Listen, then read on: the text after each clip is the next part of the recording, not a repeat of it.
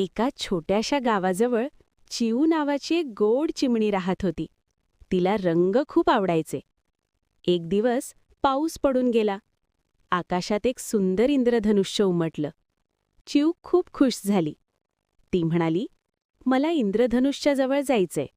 ते रंग मला जवळून पाहायचे आहेत." चिऊ उडत उडत खूप पुढे गेली. पण इंद्रधनुष्य दूरच दिसत होतं. तिची भेट मोती नावाच्या फुलपाखराशी झाली. मोती म्हणालं, "इंद्रधनुष्य पकडता येत नाही, पण त्याचे रंग आपण मनात साठवू शकतो." चिऊ विचारात पडली. ती आजूबाजूला पाहू लागली. तिला दिसली लाल फुलं, हिरवी पानं, निळं आकाश, पिवळा सूर्य. चिऊ हसली. ती म्हणाली, "अरे वा, इंद्रधनुष्य तर माझ्या आजूबाजूलाच आहे." ती आनंदाने गाणं गाऊ लागली आणि घरी परतली.